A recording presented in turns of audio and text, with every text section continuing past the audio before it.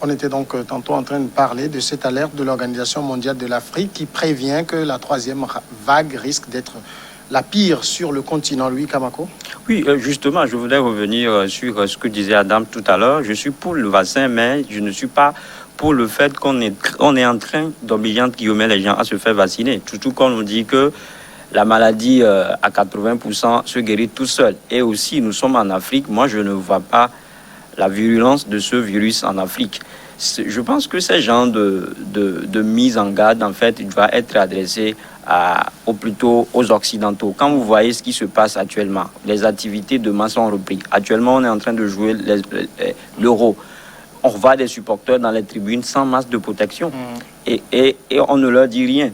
Et donc, je pense que le message aussi derrière aussi, c'est d'arriver à c'est de dire à nos dirigeants qu'il est temps de préserver, en fait, de protéger vos frontières.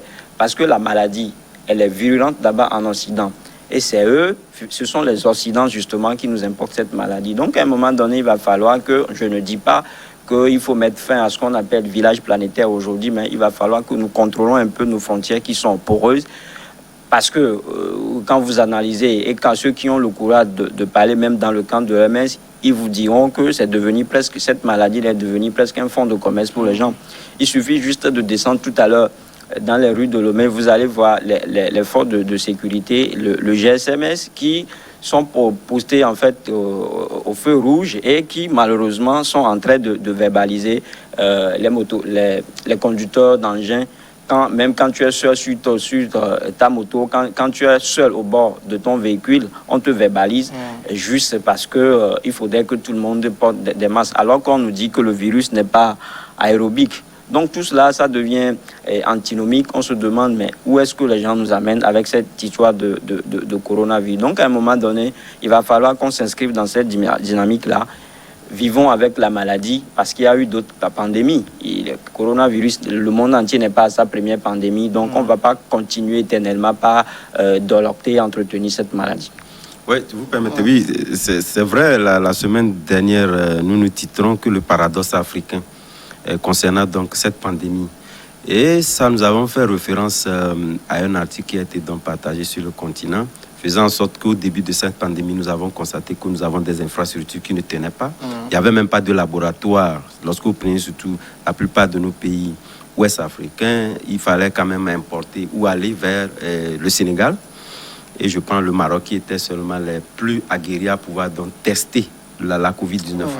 Aujourd'hui, après 2 ans, pratiquement tous les pays sont bien équipés, disons, en laboratoire et même concernant donc les variants. C'est au même moment que nous sommes bien équipés.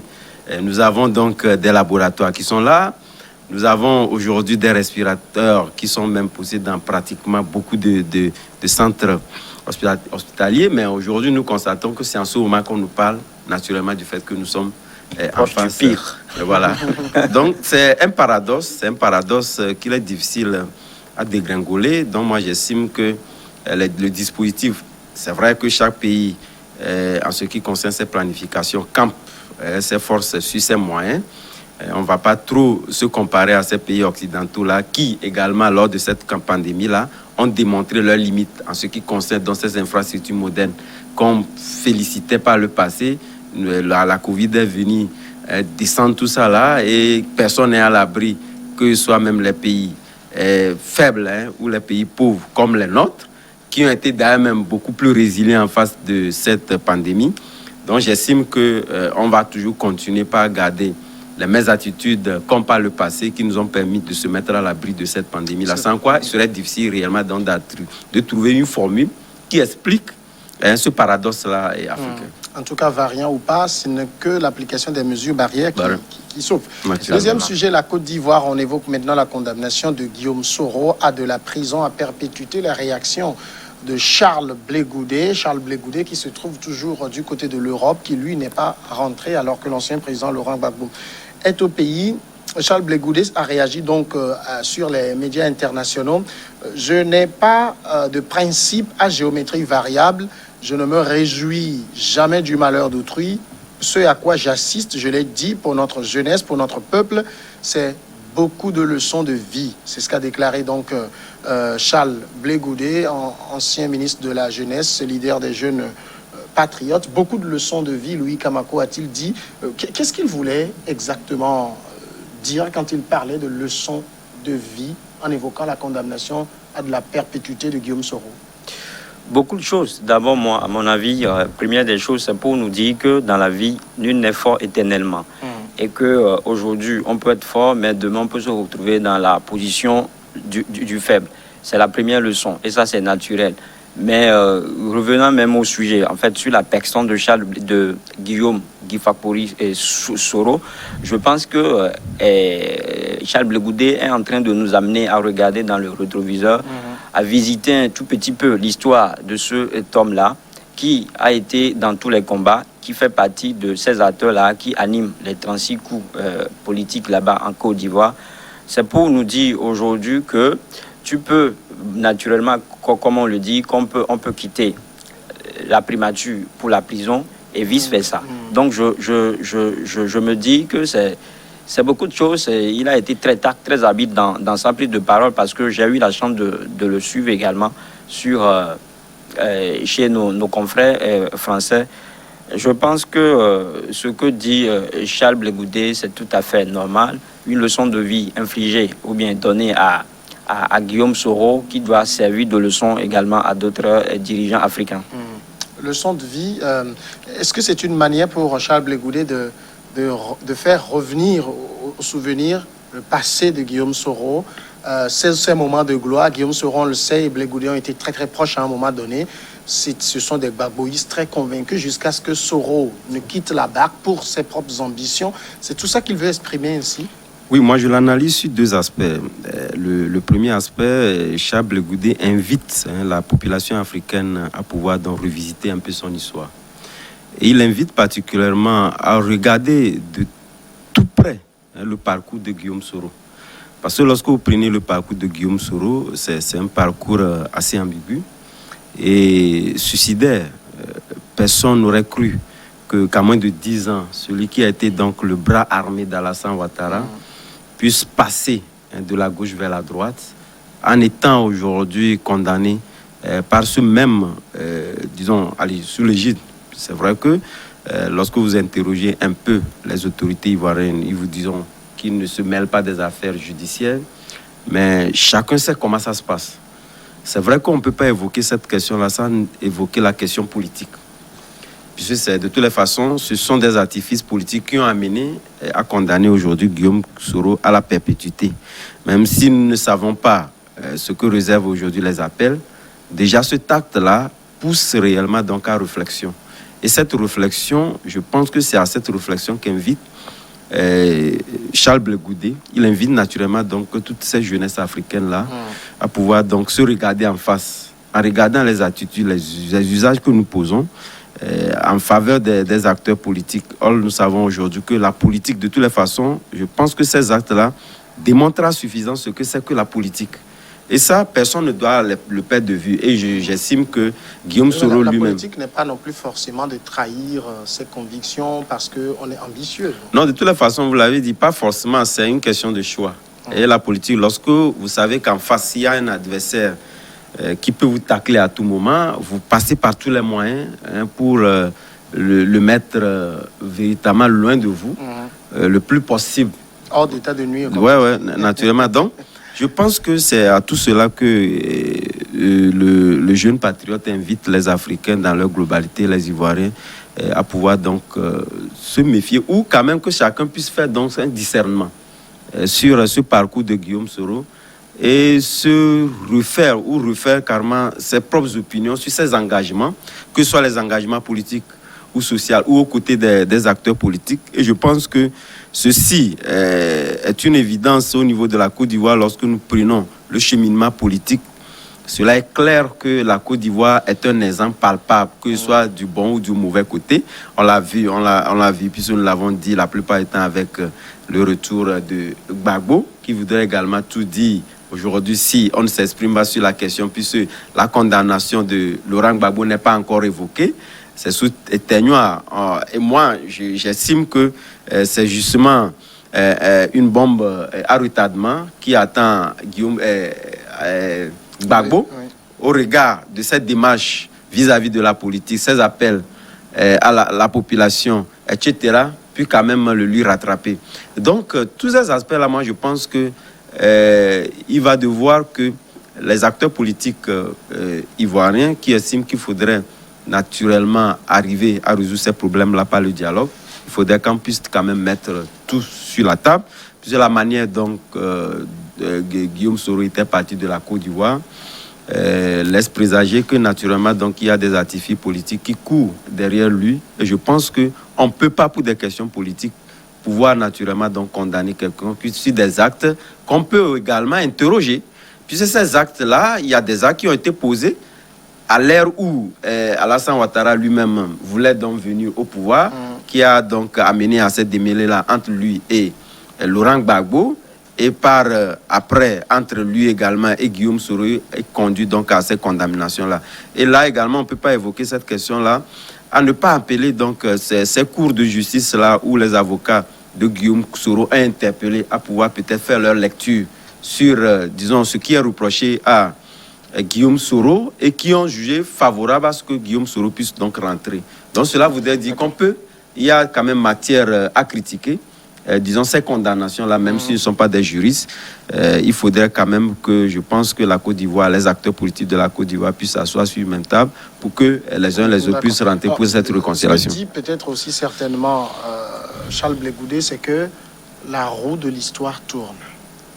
Oui, la roue de l'histoire tourne, surtout ça tourne pour Monsieur Soro, parce qu'il a été chef rebelle, c'est lui qui contrôlait justement le territoire ivoirien dans le nord dans les années 2000, je crois, et il a même joué un très grand rôle dans l'élection ou bien dans la prise du pouvoir de Alassane Ouattara après la crise de post-électorale 2010-2011, et en récompense, il a été nommé Premier ministre, président de l'Assemblée nationale, Premier ministre à plusieurs reprises. Je pense qu'aujourd'hui, c'est vraiment la roue tourne pour Charles Blé Goudé, mais déjà qu'en 2000, dans les années, enfin en 2018, ça a commencé par brouiller entre les deux hommes, juste parce que Guillaume Soro nourrissait des envies présidentielles. Une envie présidentielle qu'il a d'ailleurs confirmée quand il était en France. Il a convoqué une conférence de presse où il a annoncé sa candidature pour le dernier scrutin présidentiel ivoirien. Donc je pense que c'est là où Alassane Ouattara est allé justement au bout de son projet. On a dressé un rouleur compresseur contre lui, je me permets de le dire ainsi. Donc c'est dit que la roue tourne. Aujourd'hui, il est devant le fait accompli. Tout cela, c'est une leçon. Je reviens sur la déclaration de Charles Blé Goudé. C'est une leçon pour nous tous que quand on nous confie un pouvoir, ne nous transformons pas en demi-dieu, nous disons que le monde va tourner autour de nous, parce que trop tard, on finira par être rattrapé par notre passé. C'est peut-être aussi, parce que les deux étaient très amis, hein, ils ont fait la fessie ensemble, jusqu'à ce que les ambitions politiques des uns et des autres ne les séparent. Aujourd'hui, on sait ce que Charles Blé Goudé a traversé. Guillaume serait quasiment en train de traverser un peu la même chose. C'est cette manière de parler de Charles Blé Goudé. C'est vrai qu'il dit qu'il ne se réjouit pas du malheur d'autrui, mais est-ce qu'il n'y a pas peut-être un petit côté où il savoure un peu le moment? Il savoure comment? C'est-à-dire du genre, je te l'avais dit. Oui. D'accord, s'il demandait, si c'est pas une façon pour lui de lui dire qu'aujourd'hui l'histoire lui donne raison. Non, je ne trouve pas, parce que quand je l'ai suivi, je disais tout à l'heure que je l'ai suivi, je l'ai vu très franc, très serein dans sa prise de parole, donc je ne pense pas que derrière il y a de l'hypocrisie, il y a ce qu'il pense et il y a ce qu'il exprime. Non, je ne pense pas. Mais ce qui se dessine, c'est que, c'est-à-dire que l'histoire de la Côte d'Ivoire est tellement compliquée, complexe que quand les acteurs décident de se mettre ensemble, même s'ils ne sont pas du même bord, mais peu importe les conflits qui les opposaient de par le passé, quand ils décident de se mettre ensemble, ils parviennent toujours à leurs objectifs. Je pense que si aujourd'hui Guillaume et Charles Blé Goudé est en train d'aseptiser ses propos en parlant de la sorte de Guillaume Soro, c'est peut-être dans ce sens-là, c'est peut-être une façon de courtiser Guillaume Soro, c'est peut-être une façon pour lui de dire mais je serai de ton côté, je serai encore ton ami dès que je serai de retour en Côte d'Ivoire. Parce qu'aujourd'hui, tout le monde est d'accord que la scène politique ivoirienne doit être assainie.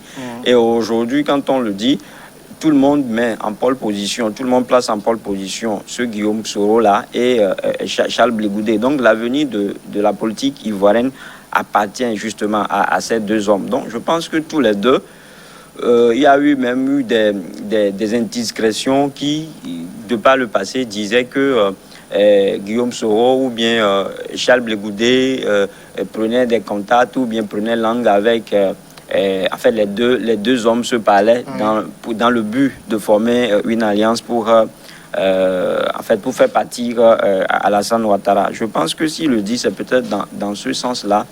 Et c'est tout à fait normal. On comprend. Adam le disait tout à l'heure que le gouvernement ivoirien ou bien le pouvoir ivoirien ne se mêle pas. Mais je crois que Alassane Ouattara même l'a dit que Guillaume Soro mérite la perpétuité quand on lui a posé la question. Et tout cela se comprend parce que c'est dit tout cela que, en fait, le retour de Gbagbo, je suis peut-être désolé de le dire ainsi, le retour de Gbagbo risque de créer une nouvelle crise. C'est-à-dire que ça ne crée de crise que ça ne résout. Parce qu'aujourd'hui, on a été tout unanime que si Gbagbo a été acquitté, c'est justement parce que ce n'est pas lui le coupable et qu'il fallait chercher le coupable ailleurs. Aujourd'hui, la CPI a enclenché les processus. On est en train d'enquêter dans le camp d'Alassane Ouattara aussi. Donc Alassane Ouattara sait que s'il est au pouvoir, il ne peut pas être inquiété. Il ne peut pas être au pouvoir et se retrouver à l'arrêt. Non, je ne pense pas. Donc il se dit, mais puisque je suis là, il faut que je mette les verrous, je mets tout pour que, entre guillemets, je puisse mourir au pouvoir. Je pense que c'est ça aujourd'hui. Parce que Guillaume Soro, on l'a dit, c'est un adversaire de taille, c'est une épine. C'est un épine pour en fait ce monsieur aujourd'hui. Donc il va falloir tout faire, s'en débarrasser pour pouvoir parvenir à ses fins politiques. Oui, moi je pense que sur la question, j'estime que si même Charles Blé Goudé évoquait la question, je pense que c'est une question évidente pour la simple et bonne raison que vous en souvenez. Souvenez-vous que Laurent Gbagbo le lui disait que de se méfier car il risque, voilà, Alassane Ouattara, c'est un homme dangereux et que lui-même, il le regrettera plus tard. De la même manière, il vous en souvient également que Alassane Ouattara lui a encore dit son rapprochement vis-à-vis de Gbagbo ne lui arrange pas, ou du PDCI. Au moment où il prenait le large, voilà, le large avec le RHDP, il lui a dit. Donc, tout ceci, je pense que aujourd'hui, vous prenez Charles Blé Goudé, qui est devenu pratiquement sage. Et j'estime que c'est dans cet élan-là qu'il essaie donc d'évoquer ces questions-là. En disant naturellement que, voilà, Guillaume Soro, ce que vous estimez par le passé, en nous mettant à la haie, puisque de toutes les façons, on ne peut pas évoquer la question du départ, que ce soit de Gbagbo à la haie, que ce soit Blé Goudé à la haie, sans s'interroger sur le rôle joué par Guillaume Soro pour faciliter naturellement l'envoi de ces deux acteurs-là vers la CPI. Donc, de toute évidence, il essaie de lui dire que voilà, la route tourne également et que demain, ce qu'on vous disait par le passé, tu n'as pas cru. Aujourd'hui, te voilà aujourd'hui devant les faits accomplis. Et demain, je pense que cela, réellement, donc, doit interpeller la jeunesse africaine et calmer tous les acteurs africains en se disant que lorsque nous, de toutes les façons, c'est justement, je suis d'accord avec lui qui le disait tantôt, nous sommes en face de quelqu'un qui a gagné les élections et aujourd'hui, on a tendance à croire à une justice des vainqueurs. Et demain également, cette roue-là peut tourner en faveur ou en défaveur de celui aujourd'hui qui est le maître des lieux. Et donc, je pense que c'est ce qu'est en train de dire Charles Blé Goudé et cela interroge et interpelle. Alors, c'est pour Guillaume Soro, c'est le début d'une longue traversée du désert politique? Oui, une traversée politique parce qu'il est condamné, il a des causes accusées, son parti politique est dissous. Je pense que ce serait très difficile pour lui parce que tout qu'aujourd'hui, on a vu les peines qu'il encourt. Je pense que c'est beaucoup de choses en fait. C'est-à-dire que l'avenir sont pour ce monsieur, surtout que d'ailleurs il est obligé, il est contraint à l'exit depuis là. Il n'est pas au pays. Un mandat d'arrêt international est lancé contre lui. Je le dis, c'est-à-dire que je pense sincèrement, comme tu le dis, que c'est une longue traversée qui commence pour ce monsieur aujourd'hui. Oui, et c'est vrai que... Mais je pense aussi dans la sortie de Charles Blé Goudé, il a dit aussi cette phrase. Il dit ce qui est vrai aujourd'hui, en parlant de la politique, ce qui est vrai aujourd'hui n'est pas forcément vrai demain. Tout est dynamique. Toute réalité politique est une denrée périssable. C'est vrai qu'on voit aujourd'hui Guillaume Soro comme en train de se noyer ou en train d'être noyé politiquement, mais ça va très vite dans ce milieu. Demain, tout peut basculer du tout au tout. Ouais, de toutes les façons, je ne pense pas que cela soit une anticipation. Lorsque nous prenons aujourd'hui, nous faisons la lecture de la vie politique en Côte d'Ivoire, toute l'histoire est là pour le démontrer, pour le prouver à suffisance. C'est ce qui se dessine. Vous savez, la politique en Côte d'Ivoire, ce n'est pas aussi une longue fleuve tranquille.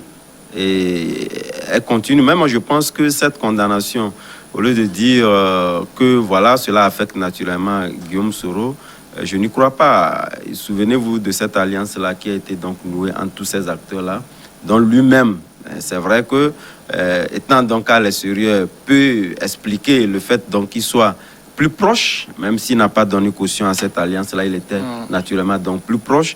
Et allant dans ce sens-là, je pense que c'est une alliance qui continue pas à faire son petit bonhomme de chemin. On l'a également vu lors de ces élections législatives et ça a joué réellement donc en faveur de l'opposition, même si l'opposition n'est pas arrivée et a gagné. Mais la justice a également prononcé la dissolution de son mouvement politique. Oui, je suis d'accord, mais déjà en tant qu'acteur politique, on sait que c'est un poids lourd de la vie politique en Côte d'Ivoire. Et là, il a quand même son rôle ou sa contribution à apporter pour donc renouer encore cette classe de l'opposition s'il advenait que, de toutes les façons, lorsqu'on finit avec une élection, il faudrait naturellement donc penser à la prochaine élection, surtout en ce qui concerne l'opposition. Il faudrait quand même commencer déjà par mettre la carte sur table et cela peut être favorable dans la mesure où il y a certains acteurs également qui ont recouvert aussi leur liberté. Cela peut jouer naturellement donc à aller en ce sens, puisqu'il ne constituera plus un pion où on va commencer par scruter encore les formules de qui il faut, etc. Il devient un pion en moins qui peut donc être favorable aux autres qui sont restés. Alors, on n'a pas le droit de l'enterrer de sitôt. Non, on ne va pas l'enterrer sitôt. C'est un animal politique. Je crois que ça aussi, on l'a dit, il va revenir certainement. C'est-à-dire que ce n'est pas la fin de l'histoire pour lui. Il finira par se renaître de ses cendres. Ça, d'ailleurs, c'est ce qu'on lui souhaite. Mais je crois que, comme on le dit, peu importe, c'est-à-dire aujourd'hui, il risque gros. Il risque gros parce que les anciens ténors, les anciens leaders, les Charles Blé Goudé, ou bien en fait les Laurent Gbagbo, les Alassane Ouattara, les Bédié, ils n'ont pas dit leur dernier mot. Ils restent toujours sur la scène politique. Donc aujourd'hui, Alassane Ouattara trouve que si cette même configuration continue par animer la scène politique ivoirienne, le problème ne sera pas résolu, ou bien ça ne donne pas peut-être, je ne dirais pas que ça ne donnera pas une chance à la réconciliation d'aboutir, mais la crise post-électorale de 2010 à 2011 ne sera pas résolue. Et parce que ça aussi, je le dis, c'est-à-dire on sent venir une alliance entre Guillaume Soro et certainement dans le camp de Laurent Gbagbo. Ça, je ne saurais citer le nom de qui que ce soit. Donc, je pense que c'est de ça. L'alliance était déjà en érection, hein, elle ne date pas seulement d'hier. Voilà, sauf que ce n'est pas officiel. C'est-à-dire que vous aurez juste remarqué que quand Gbagbo est revenu, la question a été posée à ses proches collaborateurs. Ils ont dit clairement que Afin N'Guessan avait pris le devant, avait dirigé le parti à cette époque-là, juste parce que la nature a horreur du vide. Il va falloir qu'à l'absence de Laurent Gbagbo, il faut forcément placer quelqu'un là-bas à la tête du pays pour continuer de redynamiser ou bien de donner vie à ce parti. Donc Laurent Gbagbo vient, il reprend la lutte, il reprend son politique, il va l'entretenir comme un œuf. Donc je pense que c'est de ça. Donc Alassane Ouattara aussi voit tout cela. Mes adversaires sont toujours bien positionnés. Il va falloir que je me débarrasse au moins de ceux-là qui constituent pour moi une épine dans la gorge. Mais ce qu'il faut faire remarquer, c'est que la rupture est définitivement consommée entre Guillaume Soro et Alassane Ouattara. Pour la simple et bonne raison que, souvenez-vous, lors de ces minutes-là où certains avaient été donc interpellés, le président du PDCI n'a pas été interpellé pour des raisons également politiques. Nous l'avons également vu avec Laurent Gbagbo qui est rentré au pays sans qu'on évoque sa condamnation de 20 ans. En temps normal, on sent réellement qu'il y a eu cette volonté d'Alassane Ouattara de pouvoir donc pacifier le pays en faisant en sorte que tous les acteurs politiques puisse donc rentrer au pays. Je pense qu'il a dit, si aujourd'hui on essaie donc de maintenir Guillaume Soro loin donc de cette anticipation que veut normalement présager Alassane Ouattara, ça voudrait dire naturellement qu'il serait très difficile de convaincre Alassane Ouattara pour le retour ou carrément revoir un peu les charges qui sont donc attribuées donc à Guillaume Soro. Ce serait difficile. Donc c'est en ce sens que je dis que la rupture est définitivement consommée. Merci. La grande pause maintenant et nous allons revenir après le journal.